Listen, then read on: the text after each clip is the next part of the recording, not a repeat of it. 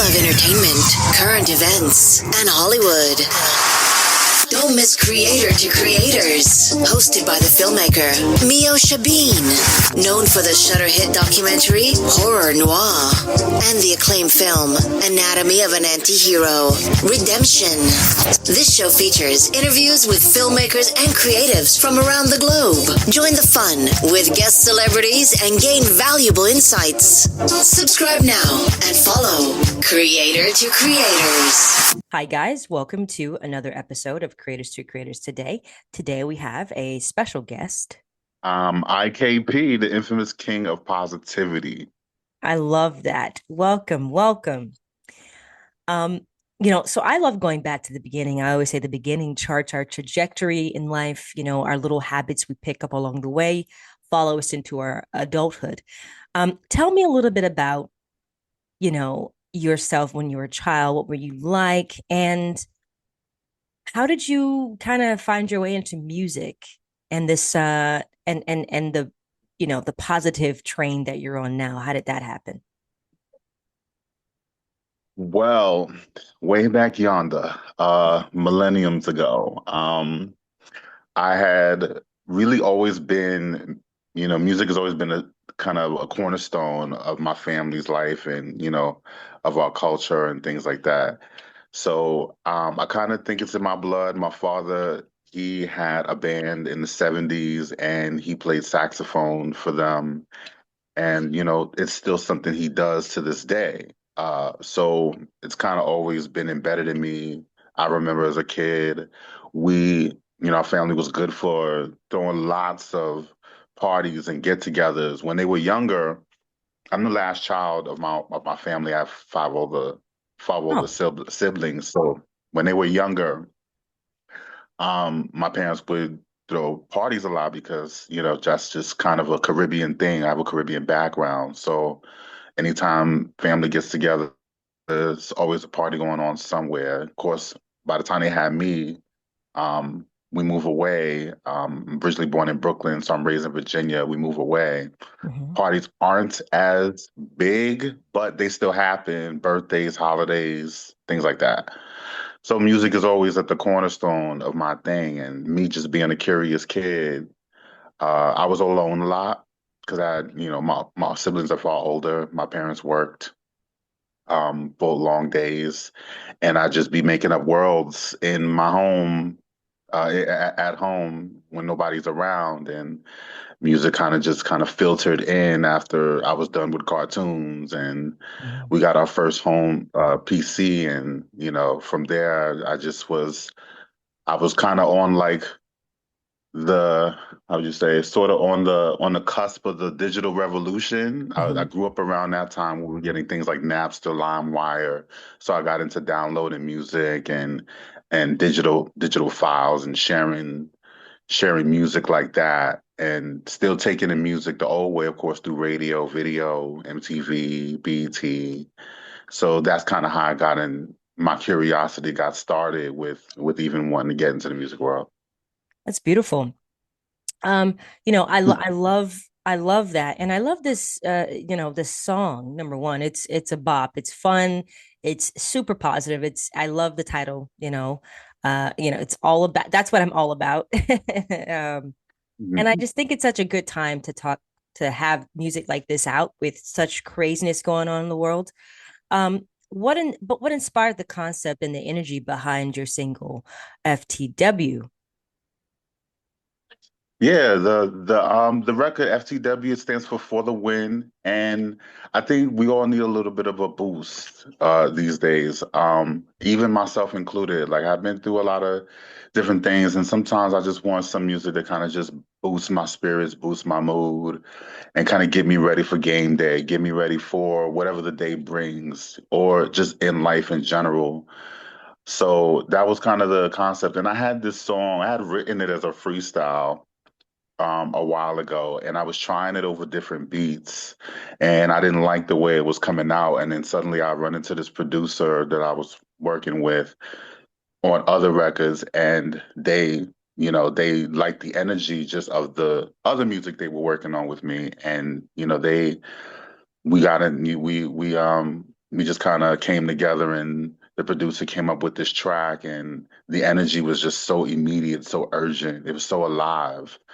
And I'm in the middle of just recording a lot of other different types of material. So I just took it in and I ran with it. And that same freestyle that I've been trying over different beats, I just said, I'm gonna just do it over this, see what happens. And then within a day, I demo it, I send it to the producer, they put it together. It's magic ever since. Mm.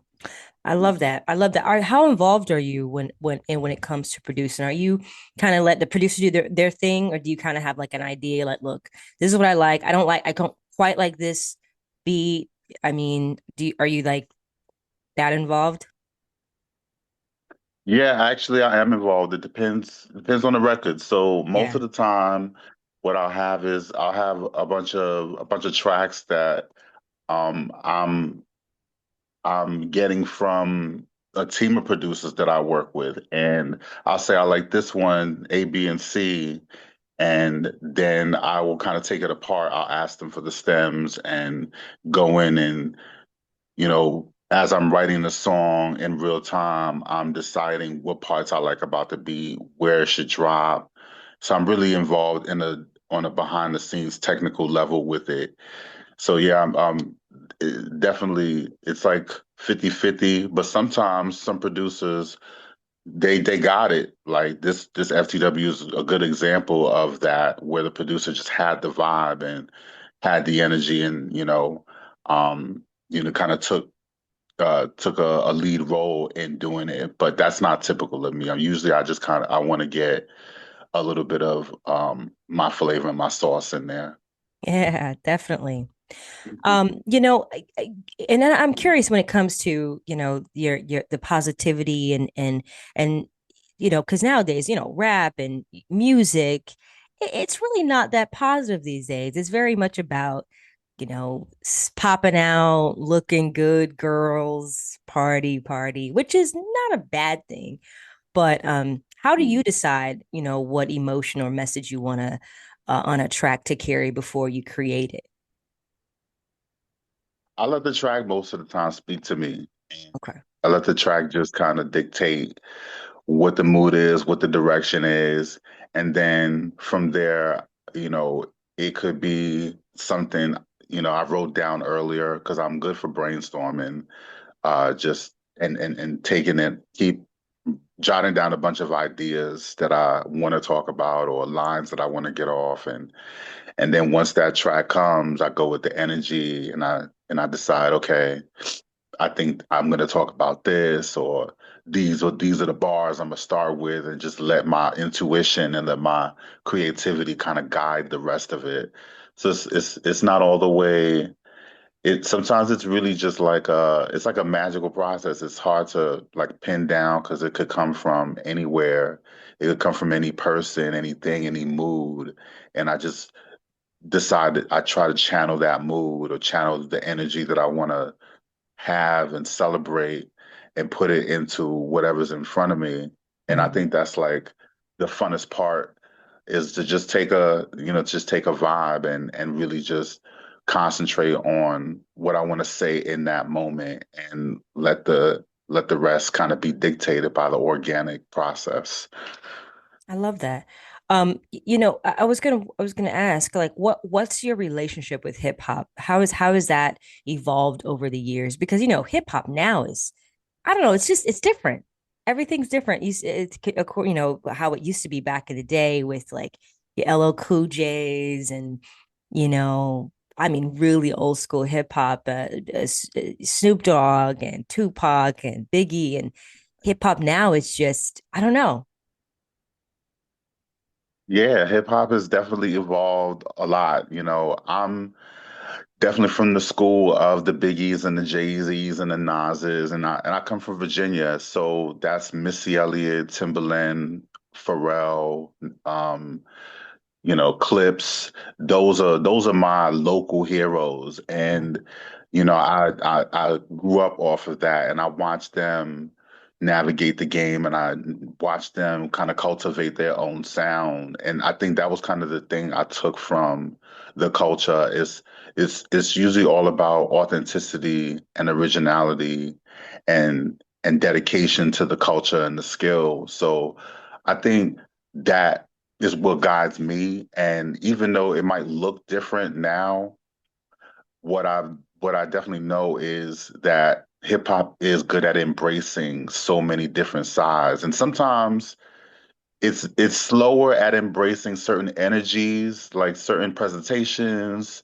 Definitely queerness has its own story, but eventually there's still space for the evolution to occur when new ideas are brought in or things that's left of center is brought in. Hmm. So I like that about the culture, and I like to concentrate on just that originality and that authenticity because people can feel the authenticity no matter how you look, no matter what you're presenting. Yeah, definitely.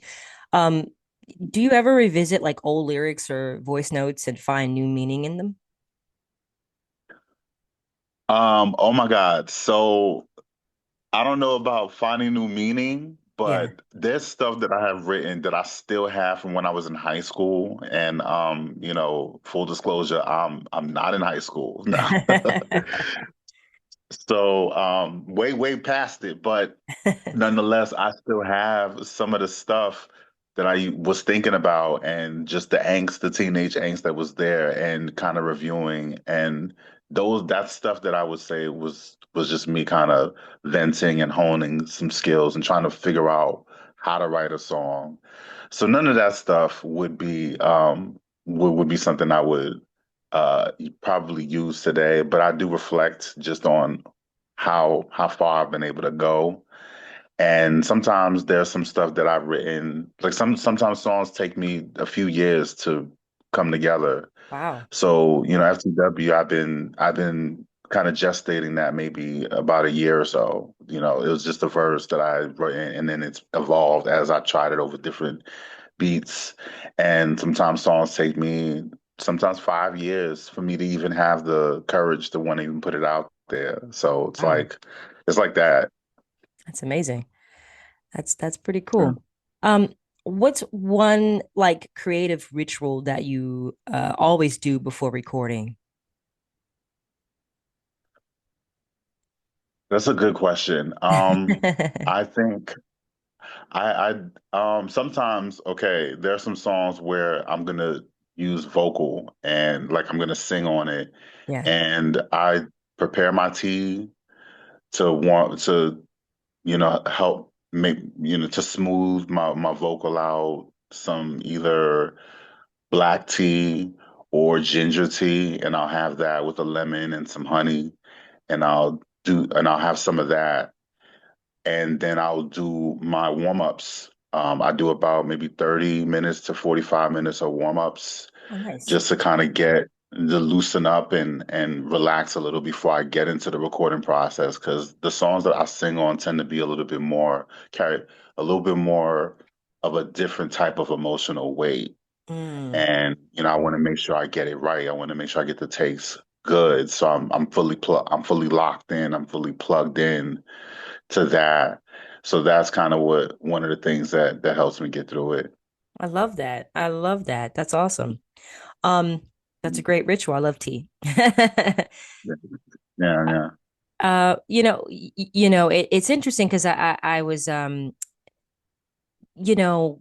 I was listening to the song, I was thinking to myself, like, I wonder when you're doing when indie artist versus mainstream stream artists, and I don't know if you agree with this or not, but I find that indie artists have more creative leadway to do more freedom versus mainstream artists. It's kind of very generic. I'm not saying it's not good, but it's like you only can go so far. It's a cap because you have to listen to this person. This person is give you this money. Do you feel like it's better for indie artists as far as like now and being that we have streaming and you could basically do exactly the same thing that a mainstream artist can do. This is true. This is very true. I think now is probably the best time to be an indie artist because even when I came in as I've always been an indie artist, still am. And the limitations that were there in the very beginning were a bit daunting. So, I'm coming in and wide distribution of your records was centered on doing it through iTunes. And so I had TuneCore. That was one of the first companies I had used to distribute my product. And the iTunes web store was the main place you could sell your music for digital downloads. And now, over the years, distribution has gotten a lot more accessible, a lot more robust, widespread, and fluid. And, anyone literally can, upload something that they create and put it out to the rest of the world. And, for better or for worse, that's what it is. And the resources, of course, have grown as well. There's different ways artists can plug themselves. It's social media and all different types of influencers out there that you can collaborate with, and there is a lot of other platforms that spotlight indie artists to large audiences, and I think that's awesome. And that's kind of the thing that motivates me to still keep doing it is just because it's always evolving.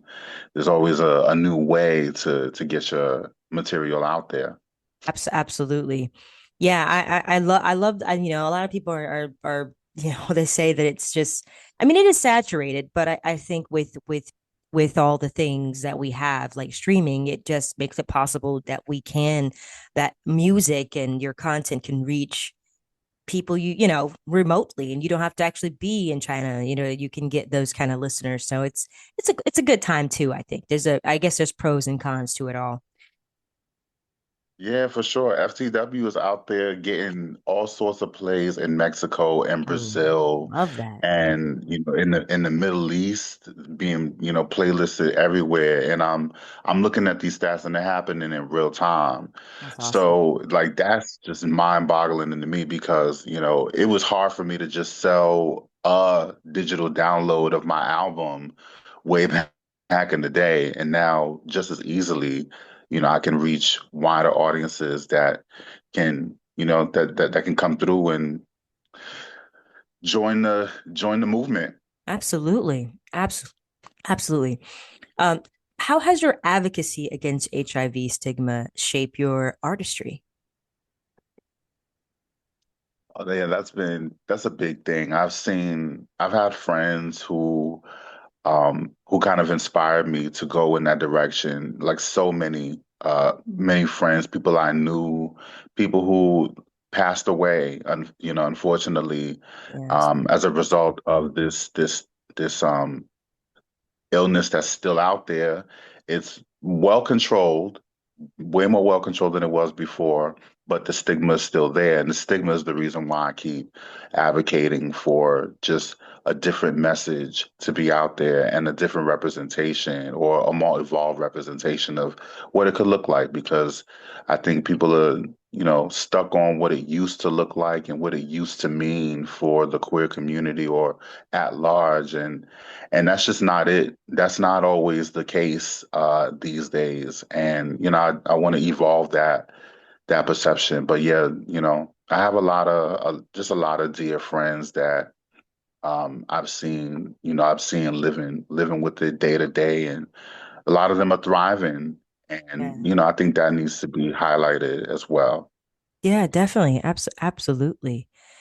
Um, you know, how do you approach authenticity in an industry that's often rewards conformity? You got to put yourself first. I think that's what it is for me because I used to think that I had to be a certain mold in order to get noticed, in order to be seen and be recognized the way I thought I needed to be recognized. But I think over the years, I've kind of seen the horror stories of people who go that route and, they try to they bend themselves to the will of whatever they think their audience is looking for, or whatever the industry demands are. Hmm. But I think if you just lead with your own heart, your own self, your own sense of identity, your own history.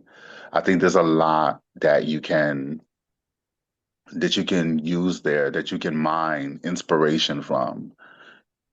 Yeah, absolutely. Absolutely. I have a fun question. I love asking this question. And there's no wrong answer, I promise.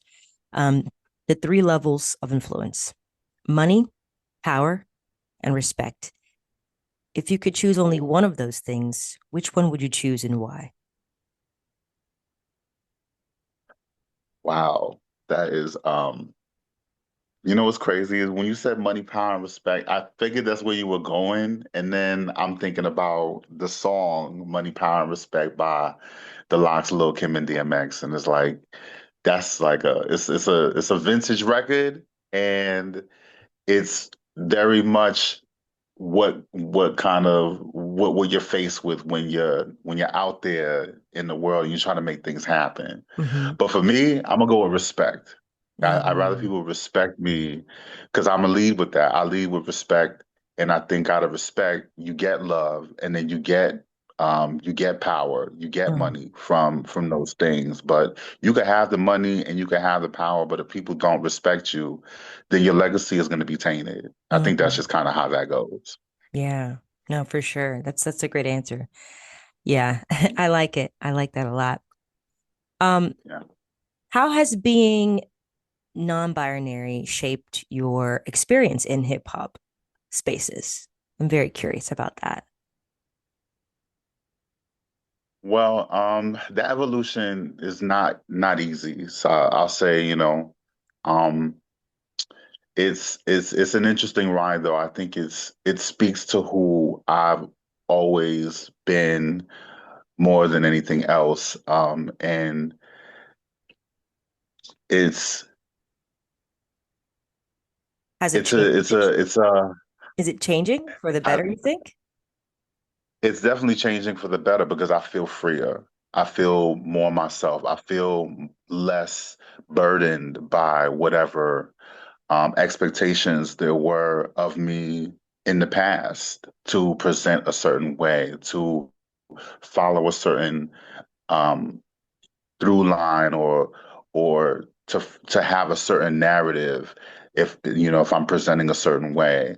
And I think that just me saying that, like, I have all these facets to me and I want to celebrate as many of them as possible, and to allow myself and give myself permission to do that. That's something that kind of took the longest time for me to do. And, I'm at a place now where, I said, fuck it. You know what I'm Yeah. saying? Anybody that's watching, that yeah, I want people to see this. I want people to see exactly how it is, so you can decide for yourself if that's for you, and know that you don't have to have any fear, because that was the thing for me before, was just the fear of being ridiculed and being my voice being suppressed or silenced and all of that. And I went through all those things and I'm still here. So that's mainly the reason why I just decided to just lead first with my own authenticity. And that's what it said. It said, you know what, this is you, and you're just gonna you're just gonna lead others, and show others that this is this is for you, it's possible, and it's possible to thrive being your full self. Yeah, yeah, yeah. And it's kind of it's so sad that I don't know, like I guess it seems like it's more like you said, it's changing for sure in the hip hop especially community, because I mean for so long it was something that was kind of like not talked about. And I mean, we see with Lil Nas X, we see with a lot of different uh, uh, artists now that are expressing and being more open, which is, it's really good. And I mean, great artistry, and it's like finally, like finally, it took long enough, but yeah, I love that this is it's changing for the better. That's good. That's great. Yeah, absolutely.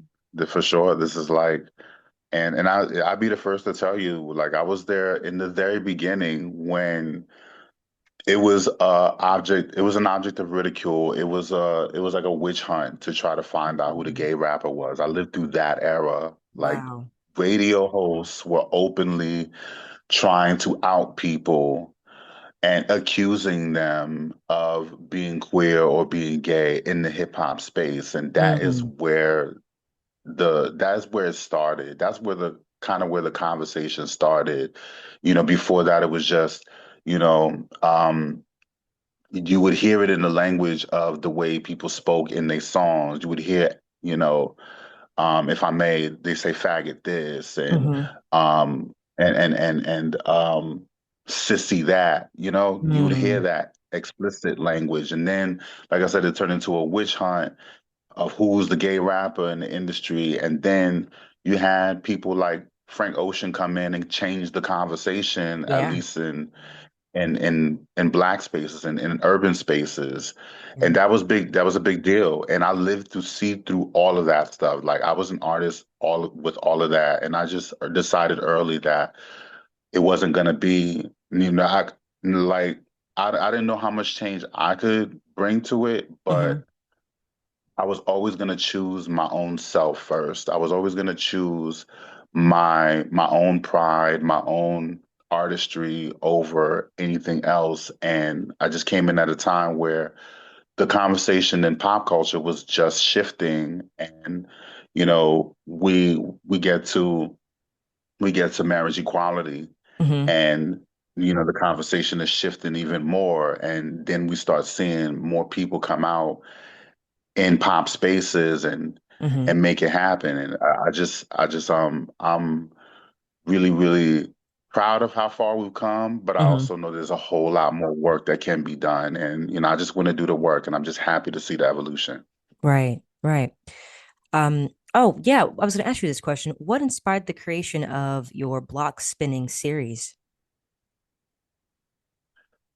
So I follow this blog, the Stereo Gun blog. It's the number ones, and it describes the history basically of, you know, pop culture, American pop culture through every Billboard Hot 100 number one Mm. song that has ever existed. And it's always been a kind of curiosity of mine to understand why certain songs become popular and have their moment Right. and how that happens, what brings so many people to gather around this particular song that is demarcated on this chart that kind of tracks what popular tastes are. Hmm. So, you know, that's kind of just been a curiosity of mine. And I've been following this column.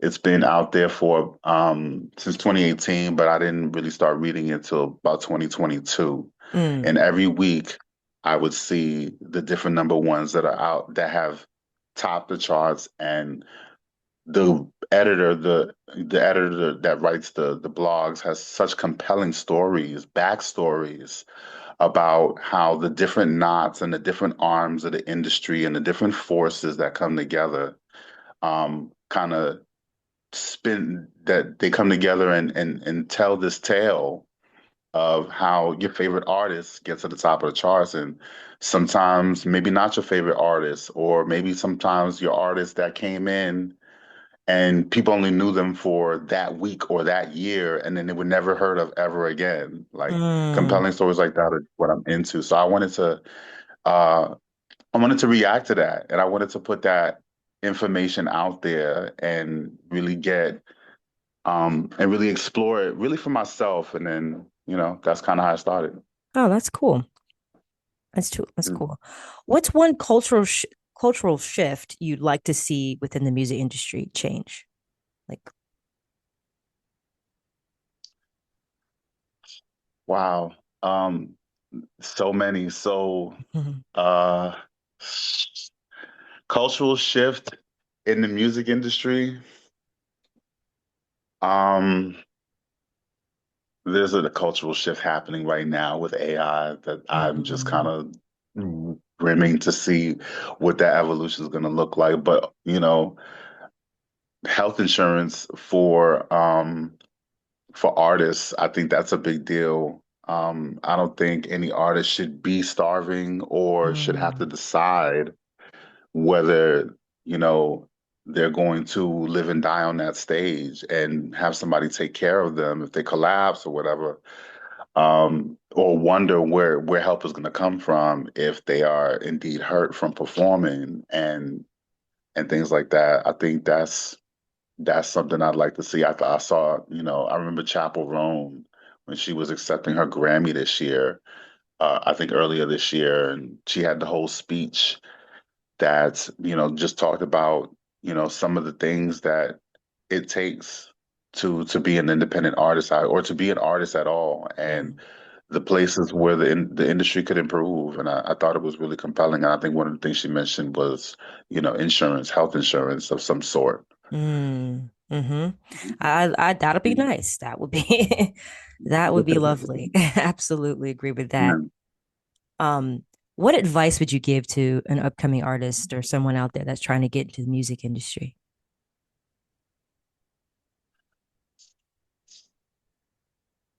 As cliche as it may be, you really have to love it. And is if the calling, if the calling keeps calling and you're tired, then that might be a sign that it's still there. It's for you. Um, that's how you know. You just have to know your why, Hmm. and you have to know your soul. So you have to understand that if this is what is coming from you and it speaks to you, you hear music, your relationship with music is that where you have some kind of divine purpose that you want to follow through on, then go for it. Yeah. And only move when when you feel it. And don't fake the funk because people are going to be able to see now more than ever. People can tell when you're not into it or when you're not when you're kind of worn out. And so if the spirit lives in you to do it, you're going to do it no matter what. You're going to do it no matter what's happening in front of you. Because I've seen and I've been through a lot, and there were so many times where I just wanted to stop. Like I wanted to stop. I wanted to be like, you know what? I think this is it. I don't know if I Hmm. can do it. I don't have the inspiration anymore. Maybe I just settle down, get a regular job, or I've been through terrible situations where I just never thought that I'd make it through. But then you get the one DM or you get the one phone call, you get the one Yeah. text message from somebody who's heard something that you've done and it moved them. Hmm. And that has to be like one of the most divine parts about my journey is that I've gotten that at my most darkest days. And so that's why I really have to give it up to my supporters, Yeah. the pause friendlies, and because y'all really come through for me in the darkest times. And when I just didn't see it for myself anymore. And then once I get that text message, it's like, or that message or that signal that I'm still they're still looking for me out here, Hmm. then I can the fire will just develop to like overcome whatever obstacle, and I just keep fighting. And had it not been for that, then the story just might look a lot different. So you just Right. has to really move you. If you're not moved by it, don't do it. But if it moves you and nothing's stopping you, go with that. I Absolutely. guess in short. I love that. That's wonderful advice. Thank you for that. Where can people Sure. find you on social media to follow everything you got going on? You can follow me at ikp.me on Instagram. My TikTok is the same. Facebook is IKP official. IKP.me is my website. You can connect to all things. For me there, you can see all my whole journey, my whole story. It's all there. So, SoundCloud, IKP official as well. So that's it. That's where you can find me. Okay. Awesome. Awesome. Thank you so much for coming on. It was a pleasure talking to you and hearing your story, your journey, and thank you for sharing everything, your information. It's always good to hear about people's journey because you just take so many nuggets away. So thank you so much for sharing that. It was nice to hear. Thanks so much for having me. I had a great time talking to you, and I just appreciate you having me on your show. Absolutely. Absolutely. And come back again in the future. Anytime you have some new music, come on back anytime. Will do. Absolutely. There's definitely much more where that came from. So Hey. looking forward to it. Exciting, exciting. Well, thank you all for listening. And always remember to live, love, laugh. We'll see you guys next time.